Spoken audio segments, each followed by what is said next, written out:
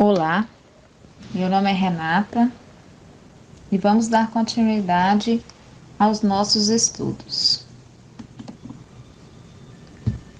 Senhor Jesus, querido Mestre e amigo, que os espíritos de bondade estejam conosco, hoje e sempre. Auxilia-nos a aprender sempre, buscando os seus ensinamentos e o nosso aperfeiçoamento moral. Obrigada, Senhor Jesus, pelas experiências e pedimos sabedoria, que o Senhor possa nos orientar no caminho do bem. Pedimos ainda proteção, amparo e consolo a todos, aos que vivem nos asilos, nos orfanatos, nas casas de recuperação, nas penitenciárias. Que o Senhor, com a sua infinita misericórdia, possa abraçar a todos. Que assim seja. Vou fazer agora a leitura do livro Pão Nosso, psicografia de Francisco Cândido Xavier, a lição número 50. Preserva a ti próprio. Vai e não peques mais. Jesus, João, capítulo 8, versículo 11. A semente valiosa que não ajudas pode perder-se. A árvore tenra que não proteges permanece exposta à destruição. A fonte que não amparas poderá secar-se. A água que não distribui vira pântanos. O fruto não aproveitado apodrece. A terra boa que não defendes é asfixiada pela erva inútil. A enxada que não utilizas cria ferrugem. As flores que não cultivas nem sempre se repetem. O amigo que não conservas foge do teu caminho. A medicação não respeitada na dosagem e na oportunidade que lhe dizem respeito não te beneficia no campo orgânico. Assim também é a graça divina. Se não guardas o favor do alto, respeitando-o em ti mesmo, se não usas o conhecimento elevado que recebes para benefício da tua própria felicidade, se não prezas a contribuição que te vem de cima, não te vale a dedicação dos mensageiros espirituais. Debalde improvisarão eles milagres de amor e de paciência na solução de teus problemas. Porque sem a adesão de tua vontade ao programa regenerativo, todas as medidas salvadoras resultarão imprestáveis. Vai e não peques mais. O ensinamento de Jesus é suficiente e expressivo. O médico divino proporciona a cura. Mas, se não a conservarmos dentro de nós, ninguém poderá prever a extensão e as consequências dos novos desequilíbrios que nos sitiarão a invigilância. Então, hoje nós vamos dar continuidade ao estudo das leis morais. Eu vou falar um pouquinho sobre a lei de conservação.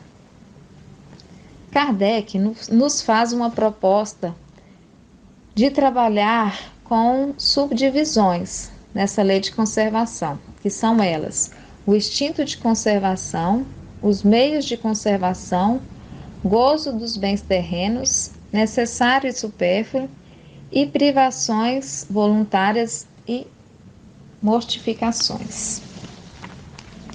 Na questão 702 de O Livro dos Espíritos, Kardec pergunta se o instinto de conservação é uma lei da natureza. E os espíritos respondem: sem dúvida. Todos os seres vivos possuem, seja qual for o grau da sua inteligência, o instinto de conservação. Nuns é puramente mecânico, noutros é racional. Aqui eles colocam o instinto de conservação para todos os seres vivos. Esse instinto de conservação ele está em nós. Em seguida, Kardec pergunta sobre a finalidade dos seres vivos terem esse instinto de conservação. E os espíritos nos mostram que para facilitar os desígnios da providência, e ainda acrescentam que a vida é necessária para o aperfeiçoamento dos seres. Sobre os meios de conservação. Na questão 704, Kardec pergunta: tendo dado ao homem a necessidade de viver, Deus sempre lhe faculta os meios para isso? E os espíritos respondem: sim, se o homem não os encontra, é porque não os compreende. E é por essa razão que faz a terra produzir de modo a que forneça o necessário a todos os habitantes, visto que só o necessário é útil, o supérfluo nunca é. A terra é excelente mãe. O homem, às vezes, acusa a natureza da sua imprevidência. A terra sempre produzirá o necessário, se o homem souber contentar-se com o necessário. É preciso traçar esse limite do necessário e moderar o nosso modo de viver. Quantas vezes, a gente abusa, tem o desperdício. Enquanto falta para uns, sobra muito para outros. E desperdiçam muito. Podemos usar a inteligência para melhorias do solo, mas tudo com respeito ao solo, respeito à natureza, respeito ao meio ambiente. Tudo sempre dentro das necessidades, dentro do necessário. Às vezes, pode haver situação em que, por mais que a gente queira fazer, a gente não consegue ter os resultados para nossa subsistência. Pode acontecer isso sim. Mas isso é uma prova que o homem pode sofrer. E ele já sabia que seria exposto a isso. Gozo dos bens terrenos. Pergunta 711. O uso dos bens da terra é um direito de todos os homens? Os benfeitores respondem que esse direito é consequência da necessidade de viver, ou seja, somos usufrutuários e precisamos saber usá-los. Deus colocou atrativo nos bens materiais para que o homem consiga se estimular para conseguir alcançar a sua missão e colocar à prova da tentação. E cada um de nós é tentado no que o atrai, no que o seduz. Na pergunta seguinte, Kardec pergunta: traçou a natureza limites aos gozos? Traçou para indicar o limite do necessário, mas pelos excessos chegai à saciedade e vos punis a vós mesmos, ou seja, nós mesmos nos punimos. Ainda fala que o homem que procura nos excessos de todo gênero coloca-se abaixo do bruto. Os excessos estão no supérfluo, o necessário se basta. Na pergunta 715, Kardec pergunta: como pode o homem conhecer o limite do necessário? E os espíritos respondem que o sensato conhece por intuição. Muitos só conhecem por suas próprias experiências, testando, errando, acertando. testando novamente, acertando até que se aprenda. Não é errado querermos ter coisas, mas não podemos nos escravizar para isso. Sobre privações voluntárias e mortificações. A lei de conservação obriga o homem a promover as necessidades do corpo? Os benfeitores colocam, sim, porque sem força e saúde, impossível é o trabalho. Ou seja, não seríamos úteis. Então, é da lei natural cuidar de nós mesmos. Na pergunta 719, merece censura o homem por procurar o bem-estar? É natural o desejo do bem-estar, um bem-estar completo e amplo, não só no sentido material, mas o bem-estar para o nosso processo evolutivo. Deus proíbe é o abuso, por ser contrário à lei de conservação. E digo, excesso em todos os níveis, excesso alimentar, excesso de esforço físico e quaisquer outros abusos. Deus não condena o bem-estar, desde que não seja conseguido à custa de outras pessoas. Na questão seguinte, ele pergunta se há mérito aos olhos de Deus as privações voluntárias. E eles dizem: melhor é fazer o bem aos seus semelhantes, é mais méritos tereis.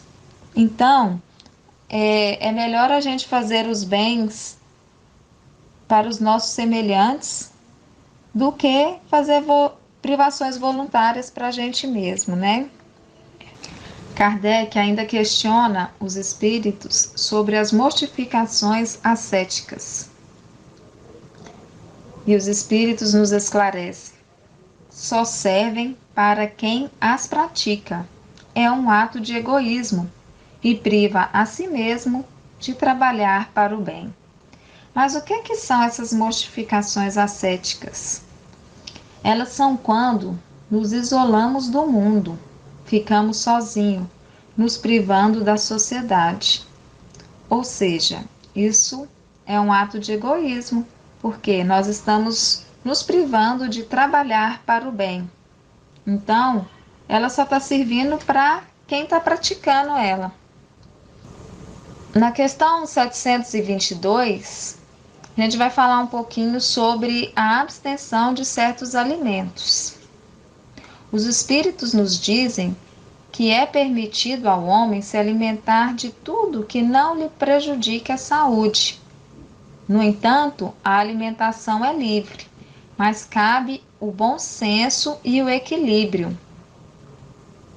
Com relação à alimentação animal, os espíritos dizem que, dada a nossa constituição física, eles falam que a carne alimenta a carne, pois tem que se alimentar de acordo com seu organismo, mas devemos respeitar cada um com sua visão. Não precisamos entrar em nenhum radicalismo, devemos respeitar os que não consomem carne, mas aqui está falando que aos poucos a gente vai melhorando o nosso estado evolutivo, a gente vai deixando certos tipos de alimentos. E não vai ser de uma hora para outra. Isso é um processo equilibrado, tranquilo e não bruscamente que vai acontecer.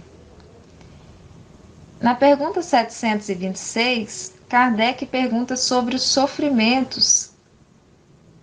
E os espíritos dizem que Deus não se agrada dos sofrimentos que criamos, que os sofrimentos naturais são os únicos que nos elevam, pois sofrimentos voluntários de nada servem, pois sofrer voluntariamente é um ato de egoísmo, e sofrer pelos outros é um ato de caridade.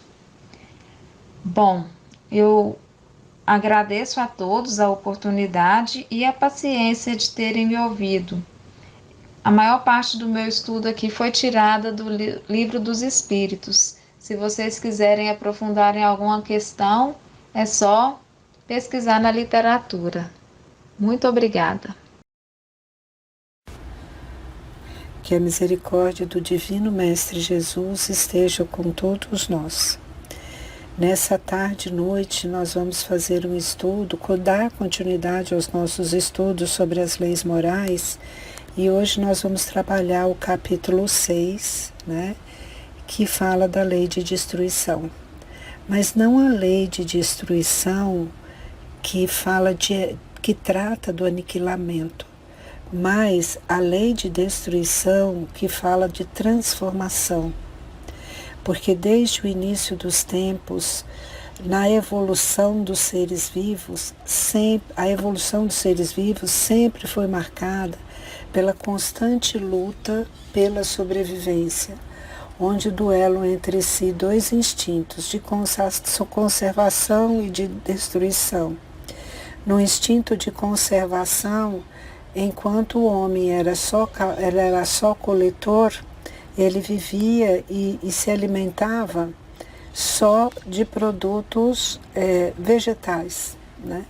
E depois ele começa a sua saga de caçador e passa a se alimentar não só de vegetais, como também de carne.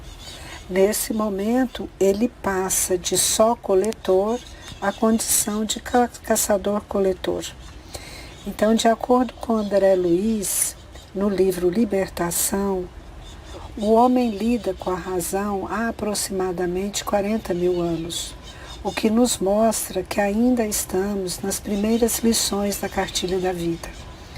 Não é sem razão que o comportamento das criaturas humanas apresenta o atavismo de competição e agressividade.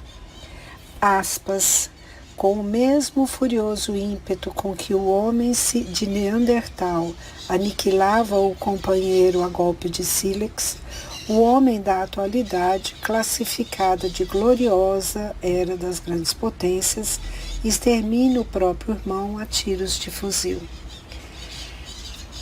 Observamos que a convivência em sociedade, muitas vezes, ela é marcada pela opressão e pela violência de todos os tipos contra o seu semelhante, que assim interpretam, né, a fala do filósofo inglês Thomas Hobbes, 1588 a 1679, que disse que o homem é o lobo do homem, né? O homem destrói o próprio homem. Ao fazermos o estudo das leis morais, a nós reveladas por Kardec em O Livro dos Espíritos, e que é baseada na unidade da criação, na imortalidade, na reencarnação e no progresso dos seres, que permite um entendimento melhor dos propósitos de Deus, em que a aniquilação de cada indivíduo resulta da lei de esforço próprio no caminho ilimitado da criação.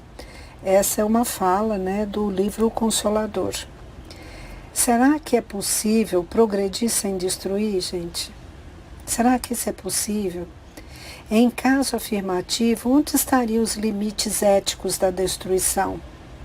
Destruição no sentido comum significa extinção, aniquilamento. Sob o ponto de vista espírita, contudo, a lei de destruição é transformação, é metamorfose e tem por fim a renovação, a melhoria dos seres vivos. Kardec fala na questão 728, ele faz a seguinte pergunta: a destruição é uma lei da natureza? Os espíritos respondem: é preciso que tudo se destrua para renascer e se regenerar. Por isso é que o que chamais de destruição não passa de uma transformação que tem por fim a renovação e a melhoria dos seres vivos. A destruição, então, ela não é aniquilação. O objetivo dela é sim de transformação e de renovação. Nós temos que ter esse olhar. É o renascer e o regenerar, está muito claro na resposta dos espíritos. É a manutenção do equilíbrio da reprodução, é o equilíbrio da lei da natureza. Lavoisier disse que na vida nada se cria, nada se perde, tudo se transforma. E a lei de destruição, ela vem com esse propósito, com o propósito da transformação. Nós podemos usar, por exemplo, a semente de uma árvore, né? A semente, quando você planta e para que ela dê o fruto, ela cresça uma árvore, ela arrebenta, né? Ela se destrói para poder dar vida à árvore. Então você vê aquela semente e você fala, mas destruiu. Mas em contrapartida, olha para a árvore. Eu sou uma apaixonada por árvores, sabe, gente? Sou uma apaixonada. Então, olha para a árvore, aquela árvore frondosa, bonita, que traz sombra, que traz frutos, né? Que traz alimento. Então, é necessário que a semente se destrua para que essa árvore, ela cresça, ela sobreviva e ela possa dar sombra e alimento para outros seres, né? Então, nós temos que ter um olhar mais brando, mais espiritual e parar de olhar materialmente para essa questão da lei de destruição. Existem dois tipos de destruição, né? A destruição necessária e a destruição abusiva. O que é a destruição necessária? Ela é transformadora, tem como objetivo de manter o equilíbrio do ecossistema, como, por exemplo, a morte natural dos corpos pela velhice, nos incêndios naturais das matas que dizimam pragas, né? A erupção, nos terremotos de vulcões, nas cheias dos rios, que regulam os ciclos de renovação da vida. Então, as catástrofes naturais que ceifam a vida de milhares de pessoas não são meros acidentes da natureza.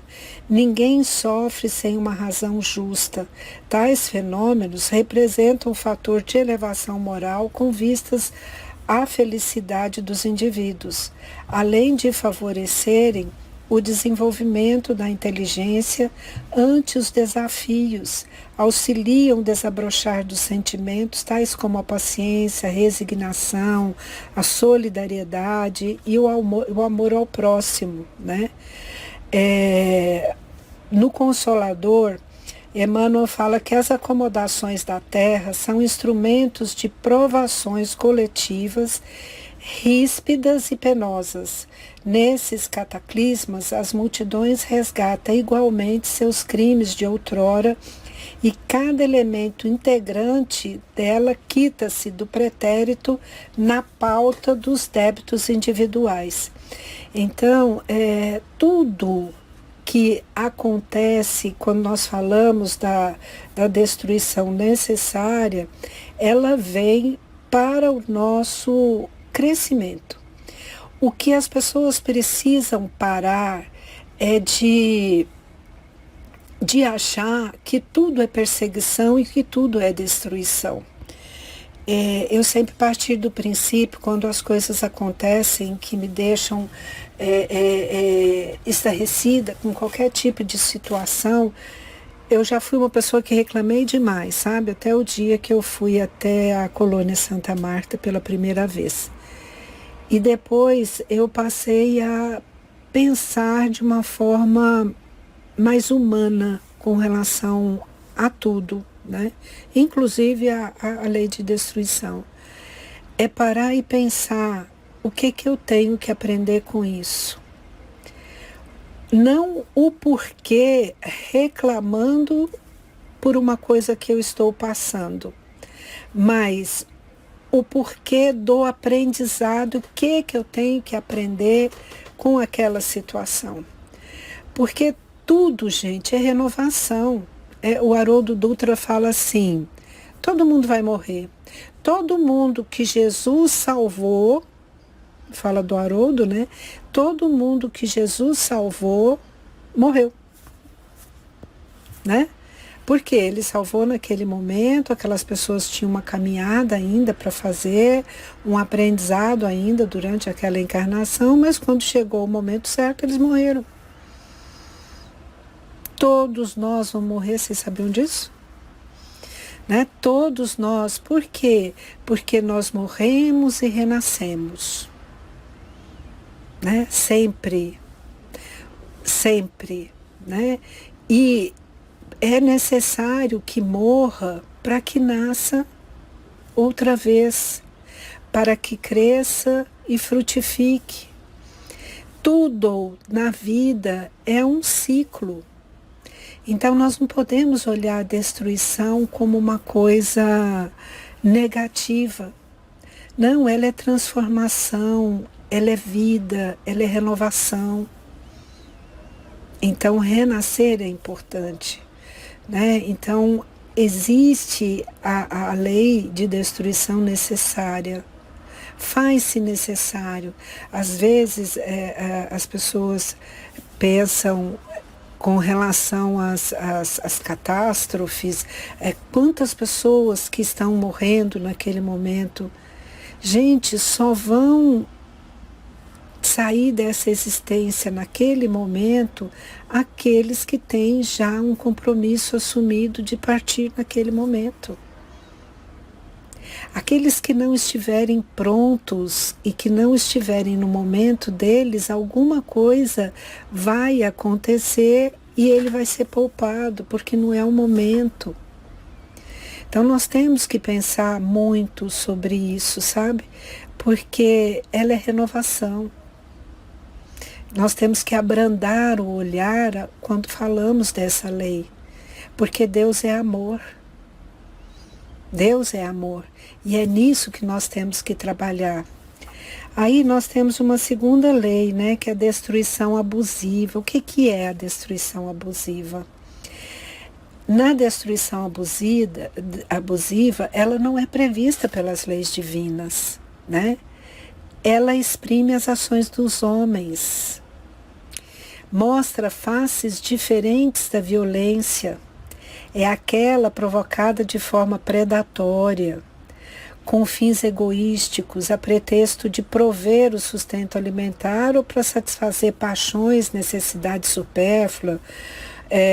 Um exemplo do consumismo desenfreado, das caçadas dos animais, né? Outro dia eu recebi uma mensagem que me deixou extremamente triste. O cara, ele matou um elefante ainda criança, jovem, e se botou o pé em cima e o rifle tirou fotografia. E o elefante, ele era pouco mais que um bebê. E na hora que ele cai, a posição do elefante é a posição do elefante bebê quando está próximo à mãe. Então, ainda tira a fotografia e coloca isso na internet, achando que está fazendo o máximo. Que necessidade ele tinha de caçar, de matar só para falar eu consegui, eu matei, né? Então isso é abusivo. As touradas, que é uma coisa mais horrorosa do que as touradas. Que coisa mais triste, o que eles fazem com o touro, para o touro ficar irritado ali, para o cara ficar espetando, e as pessoas aplaudem aquilo. Que horror, né? Isso é abusivo. Sem embargo, né, da destruição abusiva, o homem também ofende gravemente a lei divina quando assassina, ceifa vidas de outros seres humanos, ao praticar o suicídio, ao fazer o aborto, né, ao provocar guerras. Tudo isso, gente, está dentro da destruição abusiva. Esta não está dentro das leis de Deus. Esta não está permitida, né? E o homem faz dentro e usando o seu próprio livre-arbítrio. O que não dá para pensar, né? Então, a lei da destruição, ela é uma lei que ela renova, ela transforma, desde que ela não seja abusiva. Questão 729. Kardec pergunta aos espíritos: se a destruição é necessária para a regeneração dos seres, por que a natureza os cerca de meios de preservação? E os espíritos respondem: a fim de evitar que a destruição ocorra antes do tempo necessário. Toda destruição antecipada entrava o desenvolvimento do princípio inteligente. Foi por isso que Deus concedeu a cada ser a necessidade de viver e de reproduzir. Aqui os espíritos se referem ao reino animal e o princípio inteligente. Na realidade, tudo tem seu tempo e tudo tem hora certa. Existe o tempo de plantar, o tempo de colher, o tempo de rir e o tempo de chorar. A ação é em conformidade com o momento presente. A lei de destruição e a lei de conservação têm um efeito de equilíbrio. Ela tem a capacidade de transformar. E essa transformação conserva o processo evolutivo. Ela conserva a própria adaptação. O que transforma se conserva e reproduz no sentido de gerar novas vidas materiais e de novas chegadas dos seres espirituais. Toda destruição intencionalmente antecipada entrava no nosso desenvolvimento espiritual. A encarnação, o valor da encarnação, quando reencarnamos, temos uma cota de princípio vital, o que mantém vivo o nosso corpo. Corpo esse que está preparado para um tempo de vida, e tudo que fazemos para cortar esse processo ceifa nosso tempo de vida na Terra.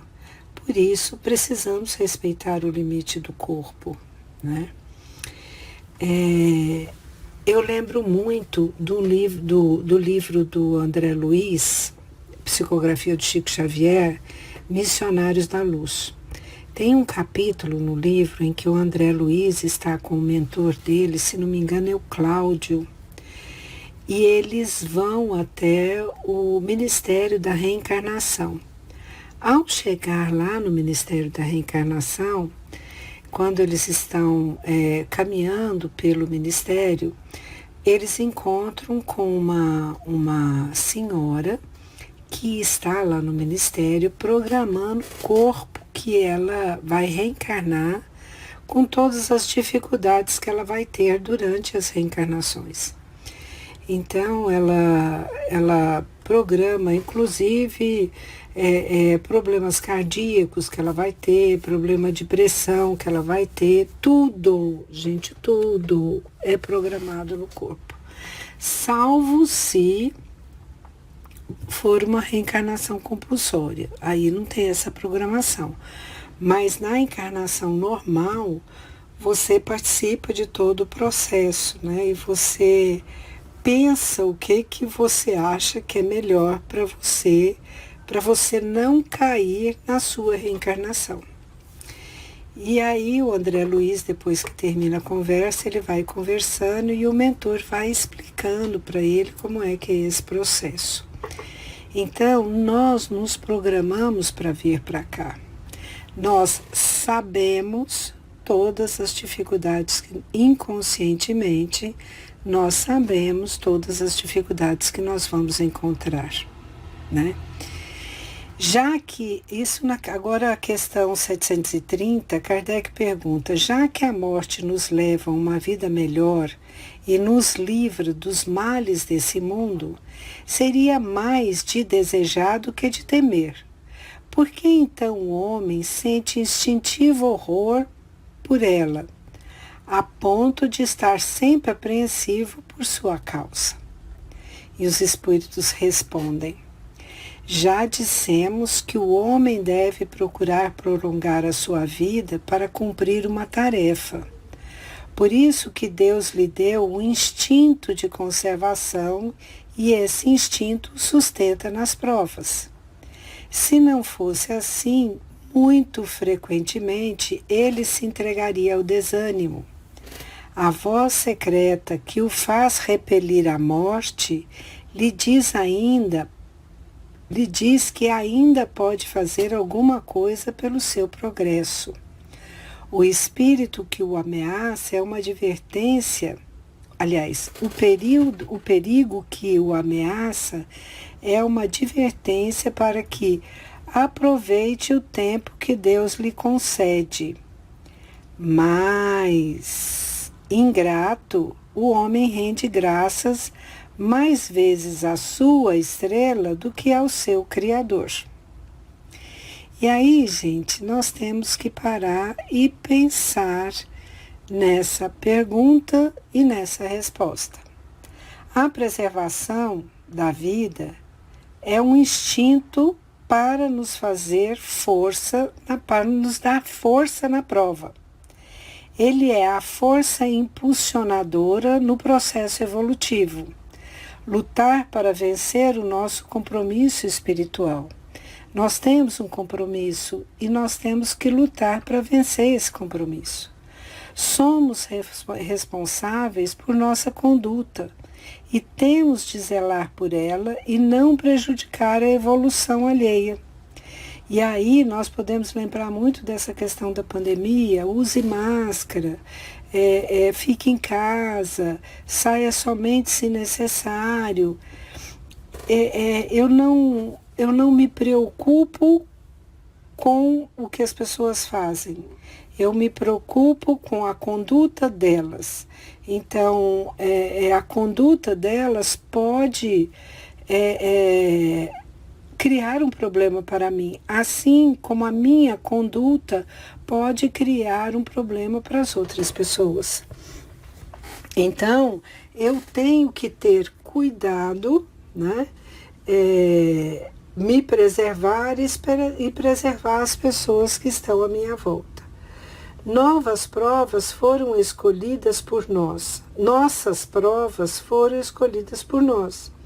Jesus disse: meu Pai não coloca fardos pesados em ombros fracos. Ou seja, tudo que nós estamos aqui, que nós passamos, é porque nós temos capacidade de enfrentar a situação e de vencê-la. Porque nós temos nas nossas costas fardos que nós temos condições de carregar. Temos de aproveitar e observar os sinais que a vida nos traz. Nossos instintos falam conosco. Às vezes você vai em algum lugar e você vem assim para você: não vá. Aí você teima e vai, chega lá, você vai ter um problema que você vai ter que resolver e vai te deixar muito contrariado. Se você tivesse seguido o seu instinto que falou para você não vá, você tinha ficado em casa e estava tudo ok, você não tinha tido aquele aborrecimento. Mas como você não obedeceu os seus instintos, você tem que assumir a responsabilidade sobre os seus atos, porque a escolha foi sua. Né? A colheita é livre. O plantio é livre. A colheita é obrigatória. Você planta se você quiser e quando você quiser. Mas a partir do momento que você plantou, a colheita é obrigatória. Né? Então, você é responsável pelos seus atos. Partindo daí, a vida, gente, está no princípio inteligente, que pré-existe e sobrevive ao corpo material. Dessa forma, o espírito sai cada vez mais forte, mais lúcido e mais apto. A vida e a morte está dentro do planejamento do divino. Se apresentam como faces da mesma moeda. Você é responsável por as suas decisões. E aí eu vou repetir aqui a última frase da resposta dos espíritos, porque essa frase, ela é determinante, né? E mostra a nossa ignorância. Mas, a frase, né? Abre aspas. Mas, ingrato, o homem rende graças mais vezes à sua estrela do que ao seu Criador. Fecha aspas. É uma ingratidão. O homem não reconhece a harmonia das leis de Deus. A boa estrela, a sorte, como ele costuma dizer, nesse caso, que ela significa acreditar no acaso.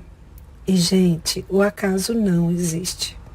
Sejamos gratos a Deus, pois tudo que nos ocorre é a mão dele, são as mãos dele que está em nossas vidas. É ele que decide, é ele que nos governa, ele que nos orienta. Então, não existe acaso. São as mães do divino que nos ampara e que nos mostra o caminho. E é a ele que nós temos que ser gratos. Agora, a questão 733, Kardec pergunta: a necessidade de destruição sempre existirá entre os homens na Terra? Aí os espíritos respondem: a necessidade de destruição se enfraquece no homem à medida que o espírito domina a matéria. É por isso que o horror à destruição aumenta como o desenvolvimento intelectual e moral. Então, gente, nós temos que pensar que a necessidade de destruição tende a desaparecer. À medida que o espírito encarnado, pela evolução intelectual e moral, sobrepuja a matéria, a proporção que adquire senso moral vai desenvolvendo a sensibilidade e tomando aversão à violência. É quando passa a ver em seu semelhante não mais o lobo, mas mais um companheiro, necessidade de amparo e de solidariedade. O homem passa a lutar contra as dificuldades, não mais contra os seres semelhantes. É o processo evolutivo acontecendo na vida do homem. Flagelos destruidores. Na questão 737, Kardec pergunta aos espíritos: com que fim Deus fere a humanidade por meio de flagelos destruidores? E os espíritos respondem: para fazê-lo progredir mais depressa. Já não dissemos que a destruição é necessária para a regeneração moral dos espíritos, que em cada nova existência sobe mais um degrau na escala da perfeição? É preciso que veja o objetivo para se poder apreciar os resultados. Como os julgais somente do vosso ponto de vista pessoal, dai-lhes o nome de flagelos, em virtude do prejuízo que nos causam. No entanto, muitas vezes esses transtornos são necessários para que mais depressa se chegue a uma ordem melhor das coisas e para que se realize em alguns anos o que teria exigido muitos séculos. A palavra flagelo nos dá uma visão de um Deus punitivo, o que não é realidade. Deus é amor, justo e bom. Aqui os espíritos explicam o que são flagelos. Não são castigos, são situações naturais no processo evolutivo da humanidade. Esses momentos aparentemente adversos podem nos propiciar transformações, crescimento, e por isso tem um fim providencial. O que nos remete à questão 728 que estudamos anteriormente. Na 728, Kardec pergunta: a destruição é uma lei da natureza? E os espíritos respondem: é preciso que tudo se destrua para renascer e se regenerar. Pois isso, a que chamais destruição, não passa de uma transformação, que tem por fim a renovação e a melhoria dos seres vivos. Então, não podemos dissociar a questão 737 da 728, porque ela é a base, o fundamento para a resposta dos espíritos. Com o objetivo de transformador, pode-se entender a ideia de transformação contido na palavra flagelo. É um processo de reconstrução. E nós participamos desse processo de reconstrução porque faz parte da nossa programação reencarnatória. Nós escolhemos, os espíritos deixam isso muito claro na questão 258 do Livro dos Espíritos, que falam das escolhas, das nossas escolhas, das provações. Aliás, recomendamos a leitura das questões 258, 259 e 260, porque programamos o gênero das provas pelas quais vamos passar. Provas essas que têm como finalidade o nosso melhoramento, o nosso aprendizado, o nosso crescimento. Então, sim, faz parte da nossa necessidade evolutiva. Deus não quer nos prejudicar, não quer nos punir, não quer nos castigar. São situações por nós mesmos concordadas para vivenciá-las, experiências e aprendizados que adquirimos nessas situações. Por isso estamos no lugar certo, na hora certa.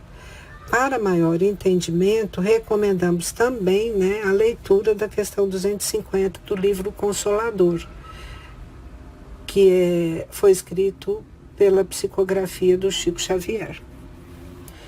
Na questão 742, Kardec pergunta: qual a causa que leva o homem à guerra? E os espíritos respondem: predominância da natureza animal sobre a natureza espiritual e satisfação das paixões.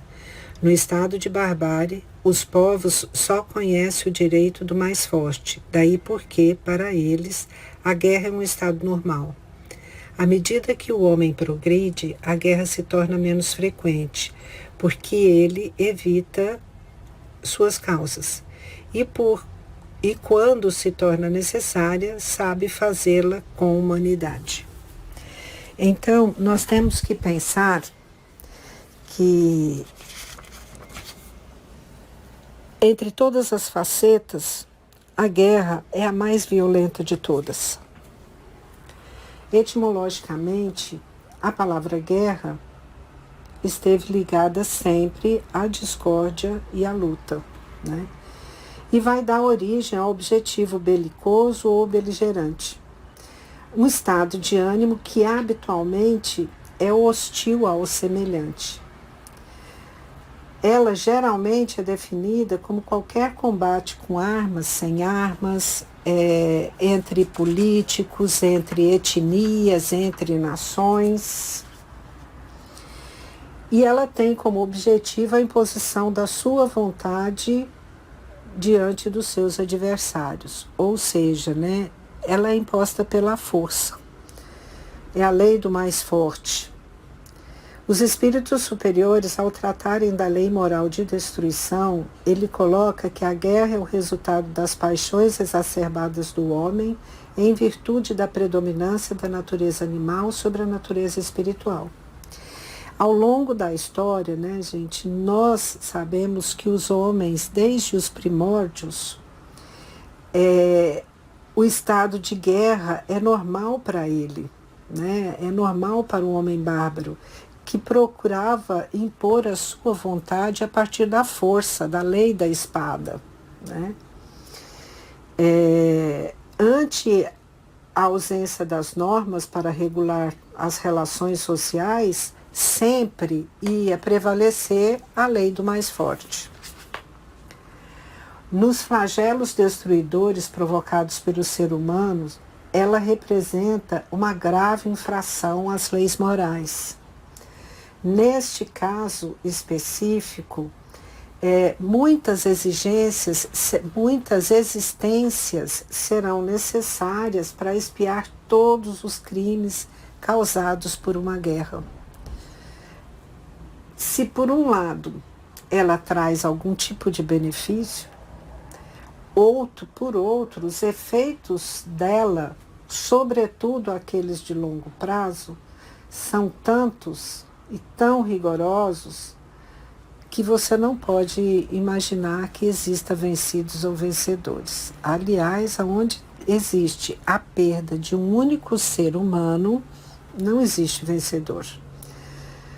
Muitos dos responsáveis por essas guerras e que delas participam e abusam, né, vinculam-se a laços kármicos até que se quitem perante as leis eternas, por meio de sábios mecanismos instituídos pelo Criador.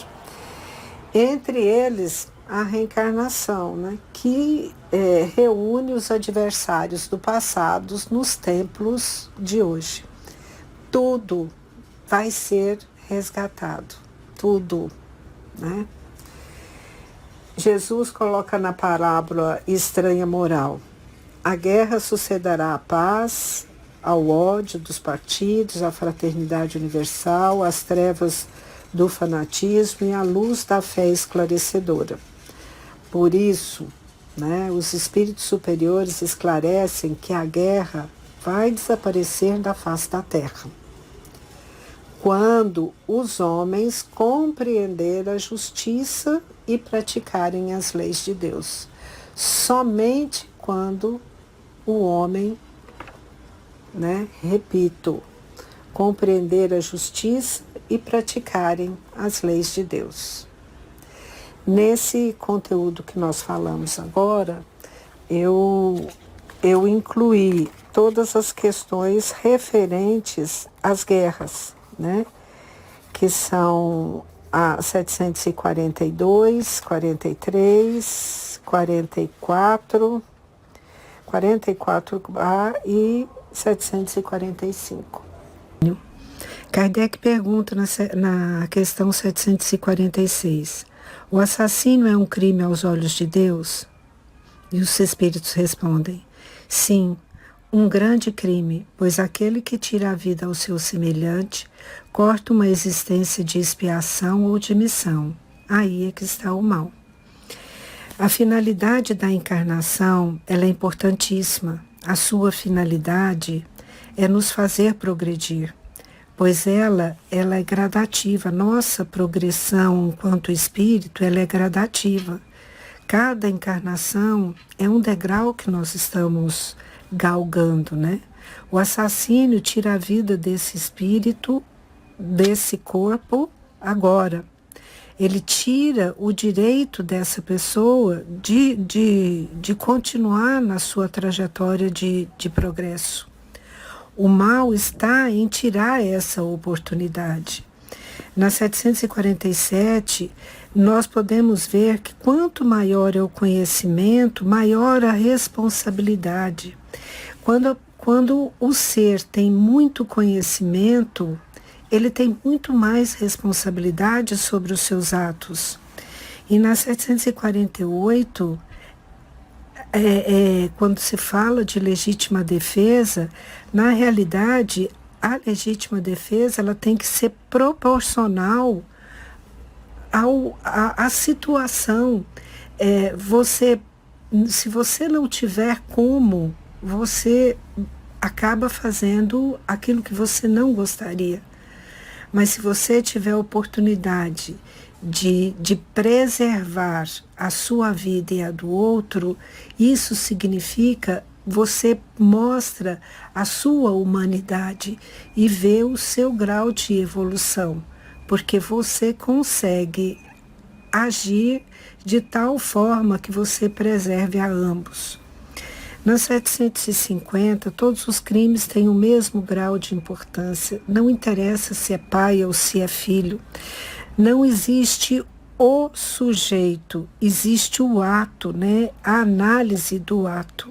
Então, não interessa, você não pode tirar uma vida. Um crime vai ser sempre um crime.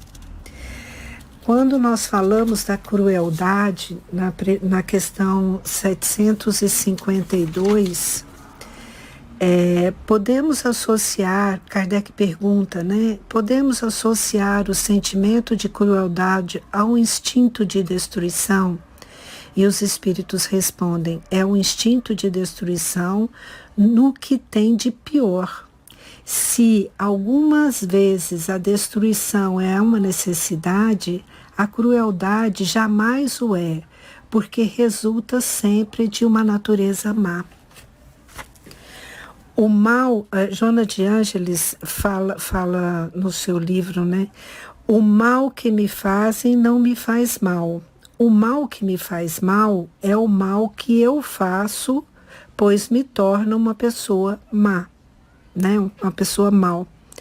Não há mal advindo de uma fonte que não seja má.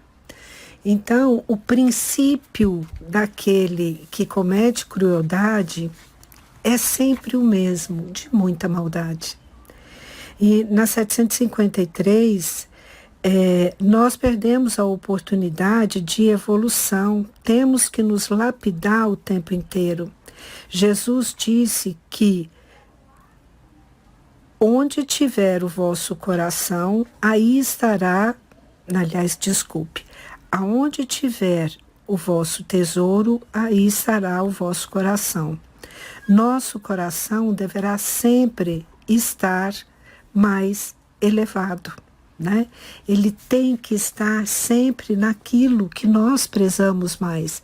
Por isso que na 753, quando Kardec pergunta por que razão a crueldade é uma característica dominante aos povos primitivos, nós não podemos nos prender só aos povos primitivos.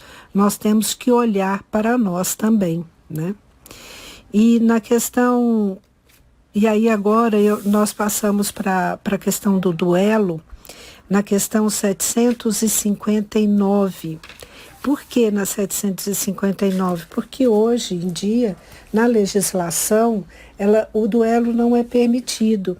E na 759, Kardec pergunta: qual o valor daquilo que se chama ponto de honra em matéria de duelo? E os espíritos respondem: orgulho e vaidade, duas chagas da humanidade. E aí nós temos que olhar o aspecto filosófico, né? O motivo, ponto de honra. E aí nós temos que olhar para quê? E buscar a origem desse ponto de honra. O que causa esse ponto de honra? Orgulho e vaidade. E a soma de orgulho e vaidade é igual a egoísmo, né? Os dois são chagas da humanidade, né? Orgulho e vaidade igual a egoísmo. As chagas da humanidade. O egoísmo é a raiz de todo mal. O duelo hoje em dia são duelos de egos. É querer impor o nosso ponto de vista. Leiam, né, a questão 913 do Livro dos Espíritos. Ela deixa isso bem claro para todos nós. E agora vamos falar sobre a pena de morte. E aí nós temos que observar na questão 760, Kardec pergunta aos espíritos: a pena de morte desaparecerá algum dia da legislação humana?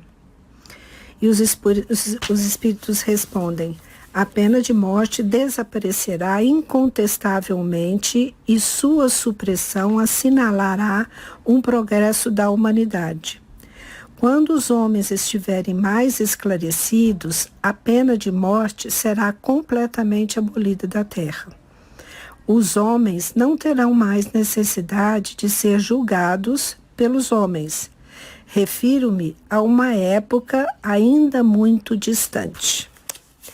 E aí, gente, nós temos que observar. Lembra lá do duelo, do orgulho, da vaidade, do egoísmo? Quando a pena de morte ela vai ser abolida, quando o egoísmo for abolido. A pena de morte ela é inócua. Somos imortais. Ela não mata o corpo. Ela mata o corpo, mas não mata o espírito. A pena capital não é útil nem justa, porque a morte não existe. O espírito é imortal. ela provoca efeito contrário ao desejado. Normalmente, o executado, expulso da prisão do corpo físico, se for um espírito rebelde e ignorante, utilizará a liberdade para incitar ainda mais a prática de novos crimes no seio da sociedade, porque o espírito dele não morreu. Ele agora é invisível, por intermédio do fenômeno psíquico conhecido no meio espírita como obsessão. Ele passa a ser um obsessor, né? Um dos grandes vetores da criminalidade em todo o mundo. Nós sabemos disso, né? Não sem razão, Jesus preconizou o vigiai e orai como vacina contra as quedas morais. Na pena de talião, sob a ótica das leis divinas, não tem por escopo a vingança ou a punição, como geralmente infere da frase da Bíblia, né? Porque a pena de talião é muito mal usada, né? Mesmo porque as pessoas falam sem saber do que estão falando. O olho por olho, o dente por dente.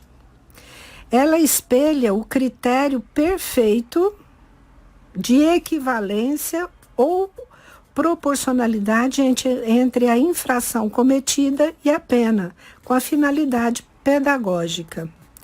Contudo, somente o Criador tem a legitimidade para aplicá-la, tendo como um dos instrumentos mais importantes a reencarnação.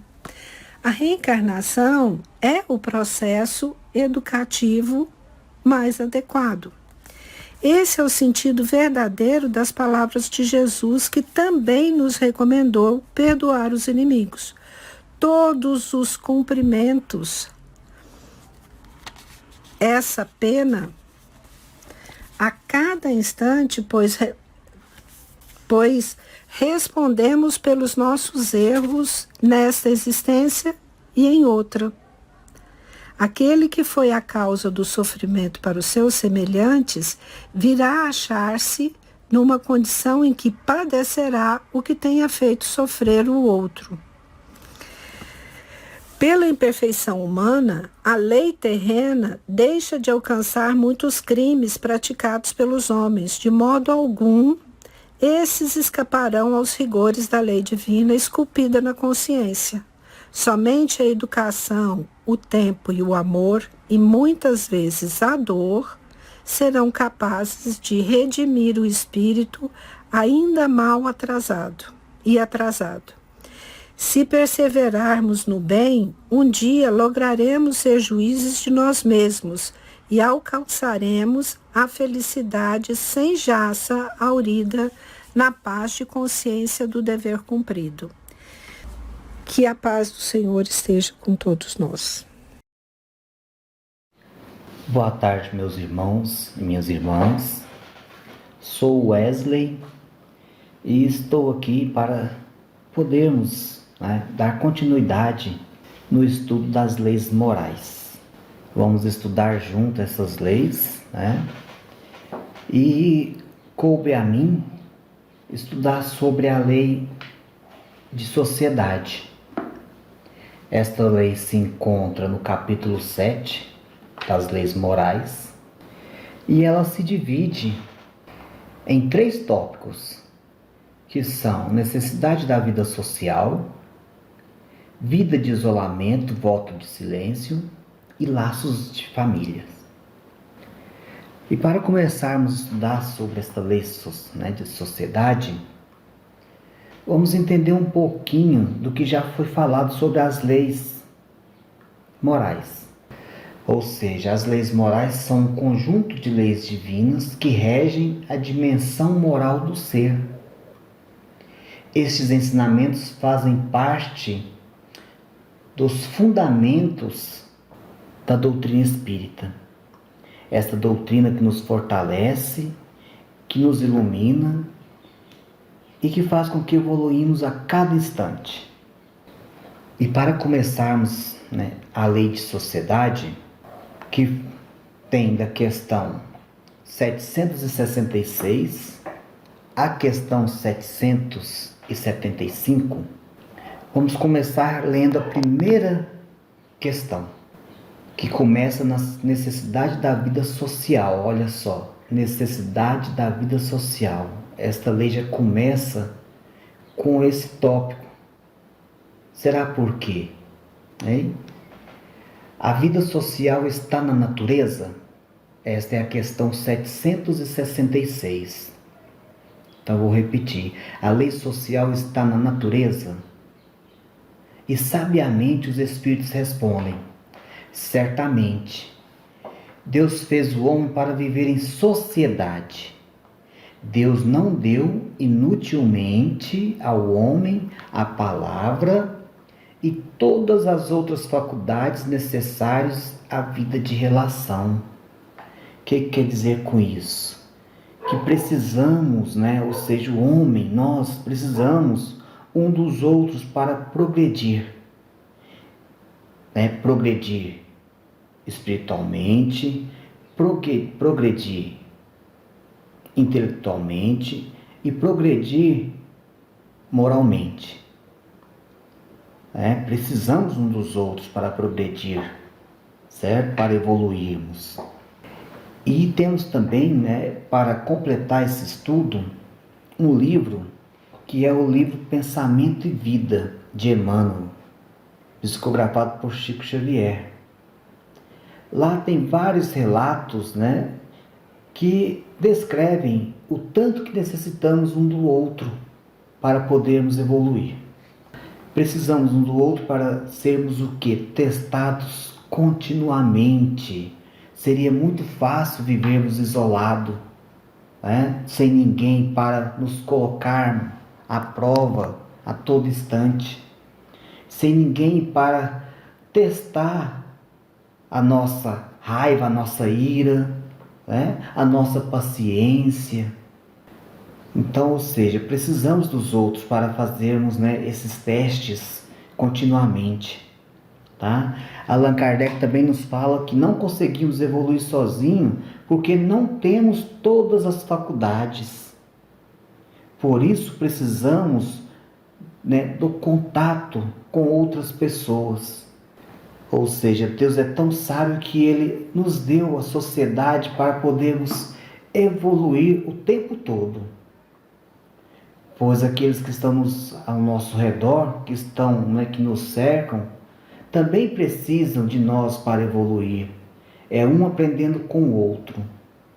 E com isso, um aprendendo com o outro, eu quero colocar aqui o que aconteceu recentemente e que está acontecendo atualmente conosco, que é o Covid-19. Esse vírus, ele veio para nos colocar à prova. Como assim à prova? Com ele nós tivemos que nos isolar. Olha só, estamos falando da lei da sociedade, onde temos que viver em sociedade, e agora estamos isolados. E esse isolamento nos trouxe vários pontos para podermos refletir. Muitas pessoas adoeceram devido a esse isolamento por estar sozinho, por não estar convivendo com outras pessoas, por não ter contato no diário com pessoas que eles estavam acostumados a conviver. Isso nos demonstra mais uma vez que precisamos um dos outros para evoluirmos e para nos colocar no nosso lugar. Ou seja, para saber até onde podemos ir quando estamos em contato com os outros, com outras pessoas, com outros irmãos. Seria muito fácil evoluirmos sozinhos, não é? Pois é, Deus, na sua infinita sabedoria, nos concedeu a oportunidade de vivermos em sociedade para podermos praticar o amor, a caridade, praticar a paciência, sentimentos estes que seriam difíceis de praticar se estivéssemos isolados, vivendo isolados. né? E assim, para dar continuidade, vamos falar agora sobre vida de isolamento, voto de silêncio. Se Deus nos deu a palavra para podermos viver em sociedade, por que devemos, nos isolar? Para que termos esse sentimento de isolamento? Na questão 769, tem uma pergunta: concebe-se que, como princípio geral, a vida social esteja na natureza, mas como todos os gostos estão também na natureza, por que o gosto pelo isolamento absoluto seria condenável? Se ao homem encontra aí sua satisfação? Aí eles respondem, olha só a resposta: satisfação egoísta, ou seja, ao vivermos isolados, nós temos uma satisfação egoísta. Essa satisfação egoísta quer dizer que temos, que aprender com os outros. Como eu falei anteriormente, temos que ter este aprendizado. Sem isso, não tem como a gente progredir, tá? Então, ou seja, o isolamento é necessário quando, é para elevar os seus pensamentos a Deus. Os nossos pensamentos, quando são elevados a Deus, aí sim nós conseguimos fazer melhor quando estamos isolados, quando estamos sozinhos. Mas fora isso, não tem nenhum outro, tipo de isolamento que é bom, que faz bem para nós seres humanos, que faz bem para a humanidade. E completando os estudos sobre a vida de isolamento e o voto de silêncio, a resposta da questão 772 nos fornece um pouquinho mais de entendimento. Olha só, vou pegar um pedaço, vamos pegar uma parte da resposta. O voto de silêncio é uma tolice. Sem dúvida, os que olham suas privações voluntárias como atos de virtude têm uma boa intenção, mas eles se enganam porque não compreendem suficientemente as verdadeiras leis de Deus. Ainda tem mais, ainda completam. O voto de silêncio absoluto, da mesma forma que o voto de isolamento, priva o homem das relações sociais que podem lhe fornecer as ocasiões de fazer o bem e de cumprir as leis de progresso. Com esta resposta, podemos compreender a grandiosidade desta lei de sociedade, E com isso podemos também ter uma noção maior das leis morais. Vamos agora para o último tópico, que é laços de família. Para entendermos este tópico, vamos à questão 774. Há pessoas que inferem no abandono dos pequenos animais pelos pais, que entre os homens os laços de família não são senão um resultado dos costumes sociais e não uma lei natural. Que devemos pensar disso? Vamos para a resposta. O homem tem destinação diversas da dos animais. Por quê? Pois sempre o querer comparar com eles? Nele há outra coisas além das necessidades físicas. Há a necessidade do progresso. Os laços sociais são necessários ao progresso, e os laços de família estreitam os laços sociais. Eis porque os laços de família são uma lei natural. Deus quis que o homem aprendesse assim a se amar como irmãos. Isso prova que os laços de família são necessários para podermos aprender a amar mais uns aos outros. É no ambiente familiar que passamos a maior parte da nossa vida. E lá devemos aprender, a praticar os nossos sentimentos, os nossos sentimentos para a nossa evolução. Sentimentos como o amor, como a humildade, a paciência, esses sentimentos que nos colocam à prova a todo dia. E fazendo isso, fica mais forte a nossa evolução e os nossos vínculos familiares. Com isso, para encerrar esse tópico, vamos partir para a questão 775. Qual seria, para a sociedade, o resultado do relaxamento dos laços de família? Eles respondem, assim como se diz, bem rústico mesmo, seria uma recrudescência do egoísmo, ou seja, seria, o egoísmo ao extremo, porque sem a família a gente teria, um retrocesso.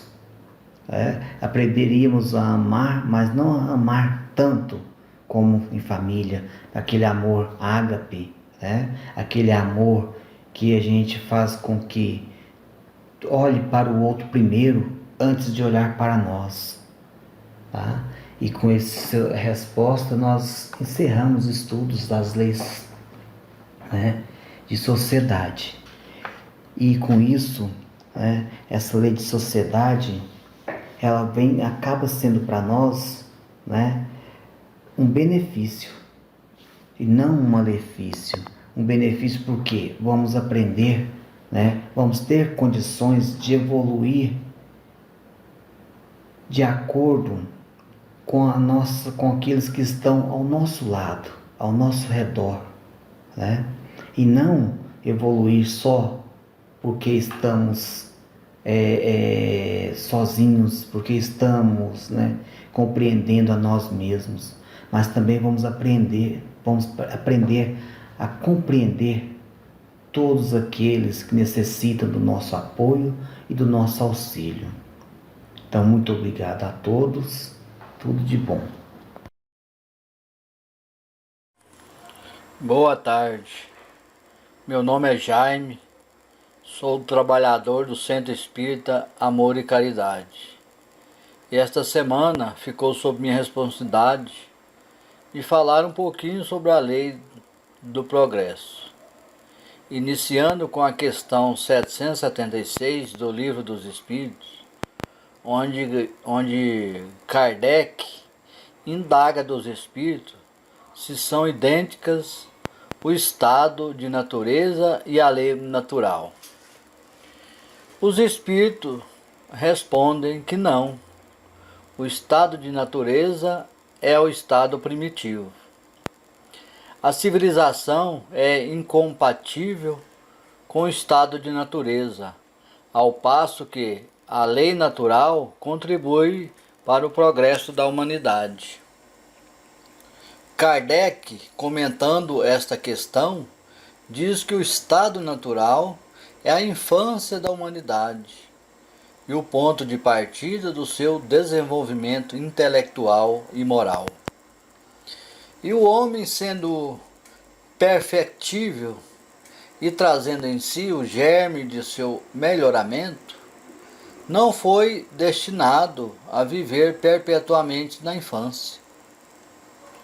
O comentário de Kardec nos ajuda a entender melhor as respostas da espiritualidade, mostrando que somos suscetíveis de sermos aperfeiçoados à medida que compreendemos essas leis e conseguimos praticá-las, e nos tornaremos pessoas melhores, pois essas leis nos esclarecem tudo o que devemos fazer para ficar distante dos erros que atrasam as nossas evoluções morais.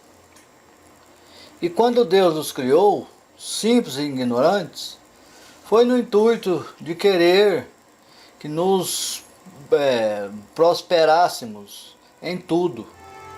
não para ficar no ócio, e sim crescermos como seres humanos e desenvolvêssemos intelectualmente e moralmente. E na pergunta 778, Kardec torna a perguntar novamente aos espíritos: pode o homem retrogradar para o estado de natureza? E os espíritos delicadamente respondem: não, o homem tem que progredir incessantemente e não pode volver ao estado de infância. Desde que progride, é porque Deus assim o quer. Pensar que possa retrogradar a sua primitiva condições fora negar a lei do progresso, ou seja, é negar a lei do progresso, né? O progresso é agente do engrandecimento que tudo e todos experimentam, sob o impositivo das leis sábias da evolução, de que nada ou ser algum se poderá eximir. Está presente em todo lugar, impõe-se pouco a pouco pela força de que se reveste, terminando por comandar com eficiência o carro da vida.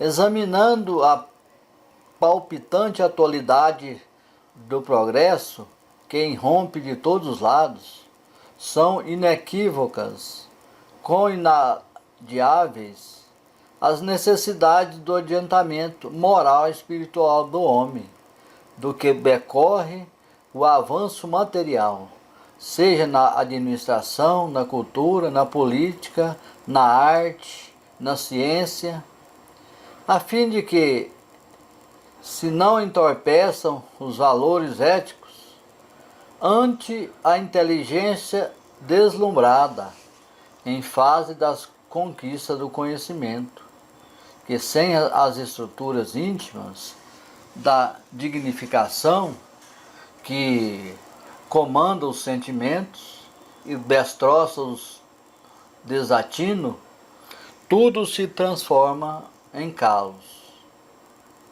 Desde os primórdios, a tendência do homem é progredir e não retroceder, porque o mundo é uma grande escola que nos propõe uma mudança, até mesmo radical, na vida humana.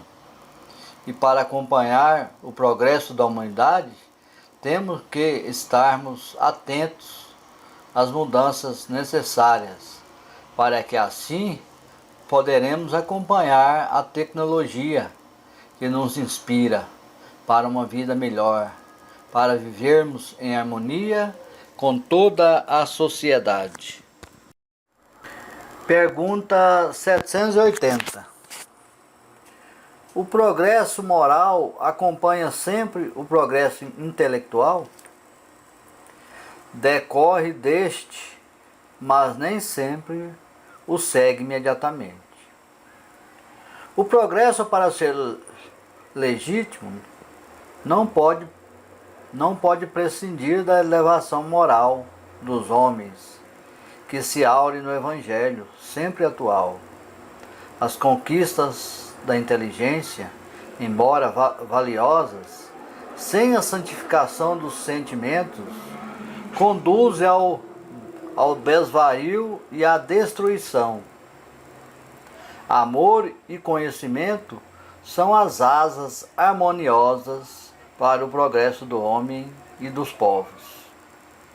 Sendo o homem um animal em evolução, a disciplina do instinto é o desdobramento dos recursos da inteligência, bem como a necessidade da preservação da vida. Impõe a princípio a disciplina e depois as leis e por fim a moral, que se converte em nobilitante comportamento, com que se liberta das constrições primitivas e se põe em sintonia com as vibrações sutis da espiritualidade, para onde ruma na condição de espírito imortal que é. Não temos como fazer o progresso por outra pessoa, e nem ninguém o fará por nós. No entanto, o progresso se realiza na medida do nosso encontro com os outros. É da qualidade das relações que efetuamos e que nasce o progresso. E todo homem é construtor de seu próprio destino, ou seja, cada qual constrói sua história de acordo com seu modo de viver e pensar. Ninguém pensa igual ao outro. Todos nós temos nossa cultura e tradição. A pergunta 785. Qual o maior obstáculo ao progresso? O orgulho e o egoísmo. Refiro-me ao progresso moral, porquanto o intelectual se efetua sempre. É o orgulho que faz com que esqueçamos que todos somos feitos da mesma essência e que temos a mesma origem e que teremos o mesmo fim físico. É o egoísmo que faz o indivíduo fechar-se apenas nos seus interesses ou nos de sua família e não ter nenhum tipo de cogitação, mas ampla, acabando por esquecer-se de que ele não é ninguém sozinho e que também sua família não é eternamente sua. Aristóteles, no quarto século da era cristã, já mencionava que o homem nasceu para ser feliz e para viver em sociedade, pois não tem sentido a pessoa viver sozinha, fora da família e de sua comunidade. Só assim poderemos alcançar a eudaimonia, ou seja, a felicidade, que é o fim último do homem. E que nós também não estamos aqui definitivamente. Nós viemos aqui não para fazer a nossa vontade, mas a vontade de Deus, Que esse corpo que o nosso espírito habita não é nosso, E que o que nos pertence mesmo é o espírito, que após a nossa desencarnação somos voltados para Deus. Progressão dos mundos. Na escola da vida, o escalonamento dos espíritos evolucionantes vai se fazendo, não compulsoriamente, mas em função do bom aproveitamento de cada existência. Os povos primitivos formam, por assim dizer, o jardim de infância da humanidade terrena, enquanto no extremo oposto, os de civilização mais avançada compõem as classes dos cursos secundários. Em qualquer dos cursos, os alunos que se descuidam ou não se aplicam convenientemente em seus deveres são obrigados a repetir determinados exercícios ou graus, quantas vezes se façam necessárias, até os dominem satisfatoriamente.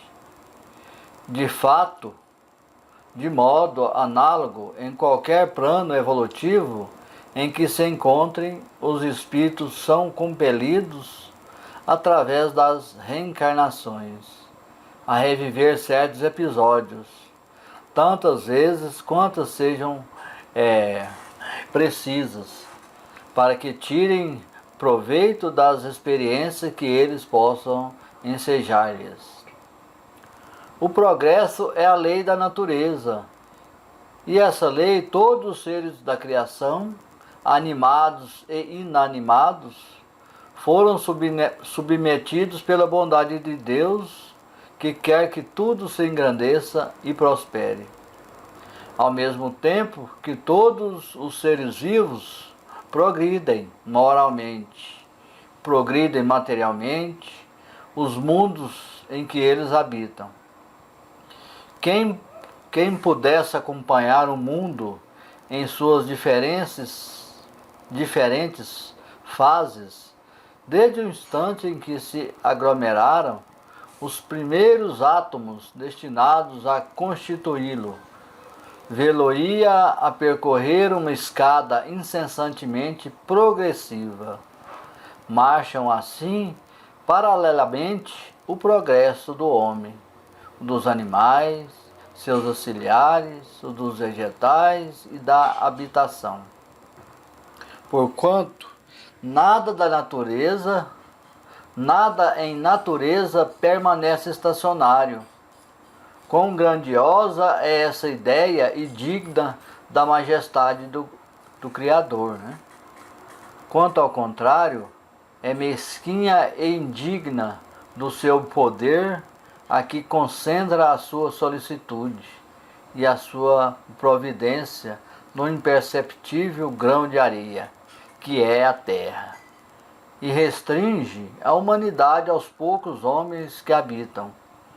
Segundo aquela lei, este mundo esteve material e moralmente num estado inferior ao que hoje se acha-se alcançará sob esse duplo aspecto a um grau mais elevado.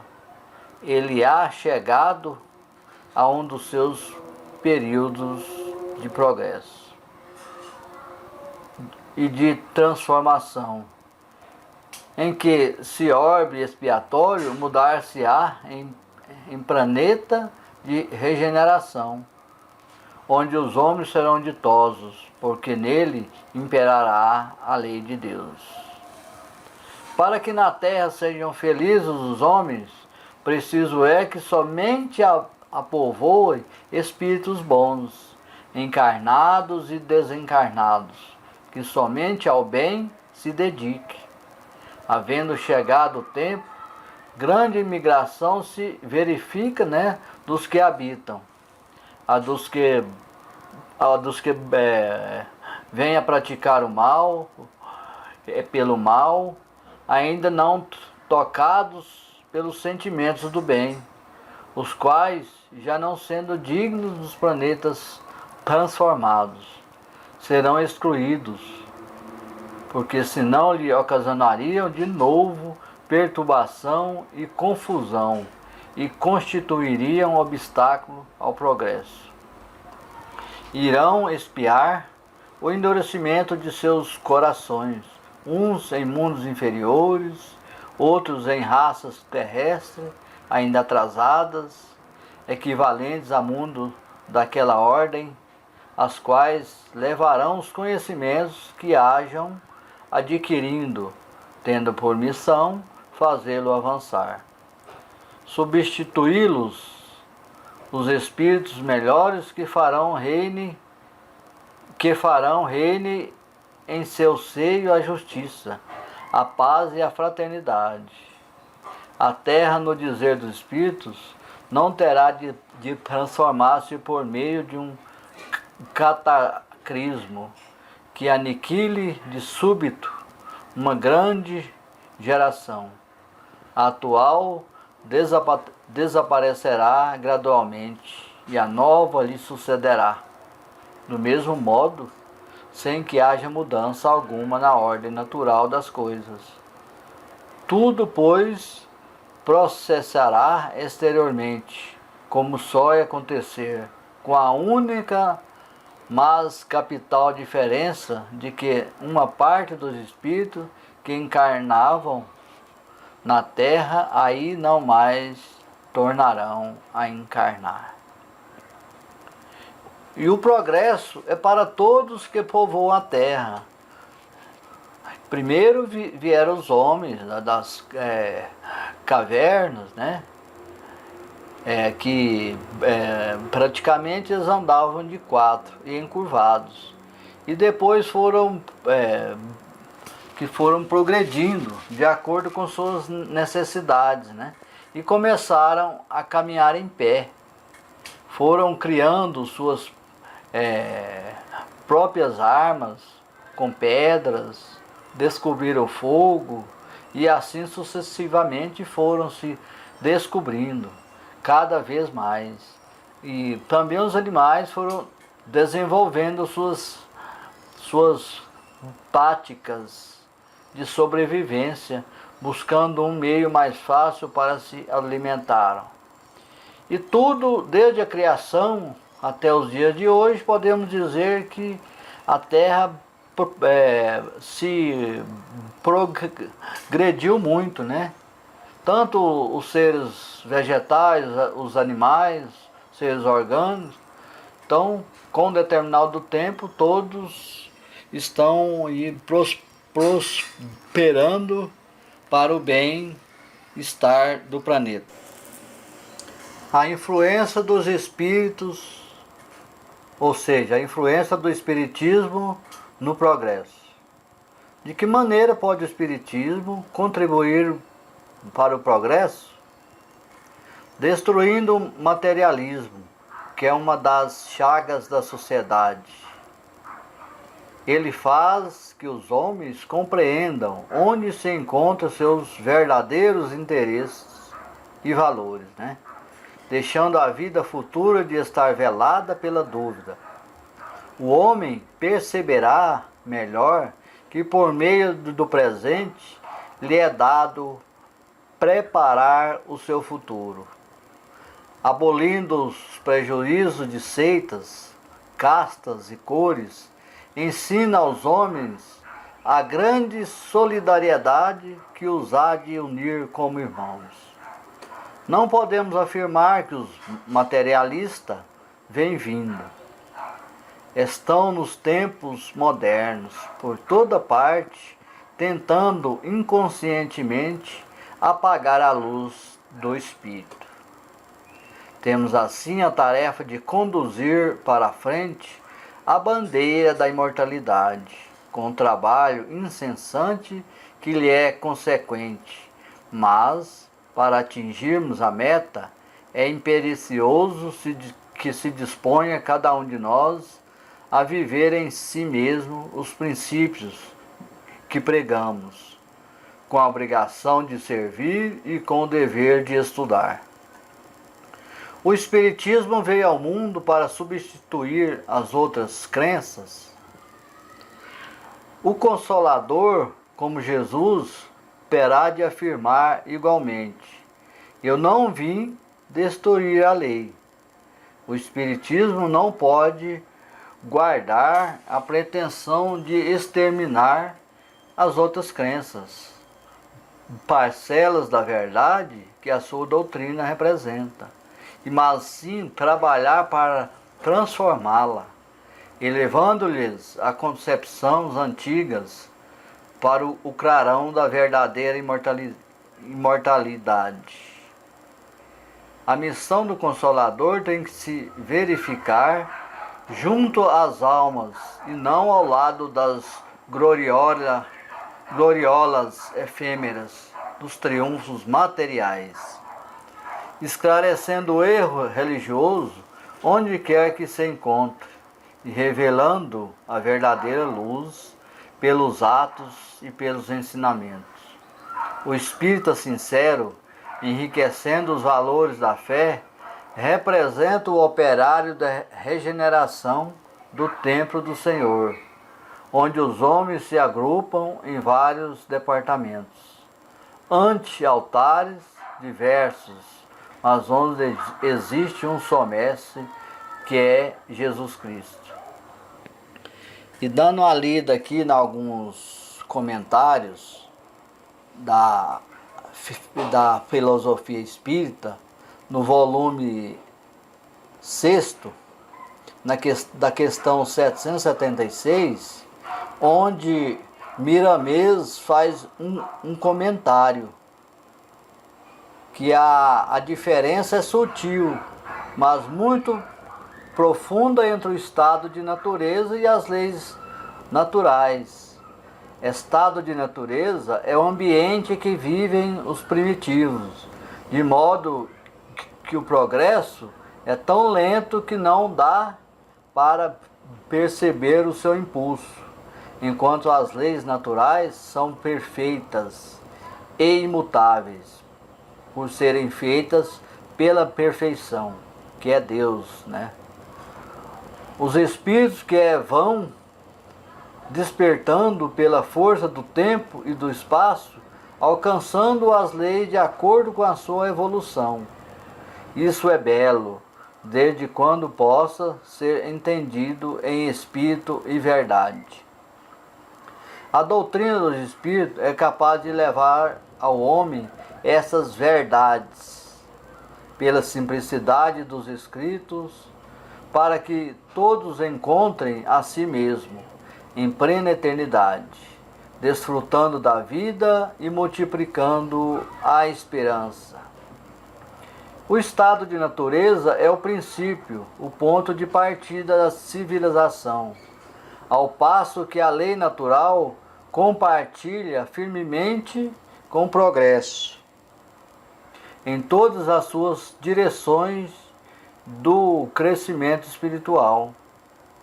O estado de natureza é o abrir dos olhos da humanidade. Porém, esta está tendo de progredir, deixa o estado primitivo e avança com alegria em direção ao que lhe possa abrir a mente para a verdadeira felicidade. O homem não foi criado para viver sempre no estado de natureza. A beleza da vida se encontra no avanço, porque cada dia é um novo dia com novas luzes. O estado de natureza é, pois, o embrião que Deus abençoou para que dali partisse o progresso por todos os lados, levando e fazendo da vida dentro da luz compatível com o tamanho da alma. As qualidades que temos no centro da vida, depositadas por Deus, vão desabrochando como que por encanto, queiramos ou não, e a alma sentir-se-á mais ocupada com a cocriação, sendo auxiliar de Deus na expansão do universo. Nada regride na vida, sempre cresce e as leis vão ficando cada vez mais visíveis para quem avança com o progresso espiritual. A doutrina espírita vem repetir a palavra de Pedro, que encontramos em Atos dos Apóstolos, capítulo 3, versículo 6. Pedro, porém, lhe disse: não possuo nem prata nem ouro, mas o que tenho isto te dou. Em nome de Jesus Cristo Nazareno, levanta-te e anda. O Espírito é formado de vozes pela força divina, falando a mesma coisa com as criaturas paralisadas pela doença que se chama ignorância. Mas a sua voz é forte pelo verbo do Cristo, dizendo: nada tenho de material, mas o que tenho, isto te dou. Levanta-te e anda. Os espíritas devem se levantar do ambiente negativo e aprender com Jesus todas as ciências da vida, que se encontram no amor, naquele amor que a tudo serve, que a tudo perdoa, que a tudo alegra no bem para a humanidade, que a tudo ensina, formando da força da caridade o seu ambiente de vida. A doutrina dos Espíritos vem tirar o homem do estado de natureza para colocá-lo frente à razão e essa descobrir a verdade que o torna livre. Aquele estado de natureza é transitório, mas necessário, onde o ser humano descansa e se prepara para o avanço, que é o progresso. Meu muito obrigado a todos pela paciência e espero ter contribuído um pouquinho para que possamos, todo o grupo, engrandecer com o estudo da doutrina espírita. Então fica aí essa mensagem a todos. Meu muito obrigado, uma boa tarde.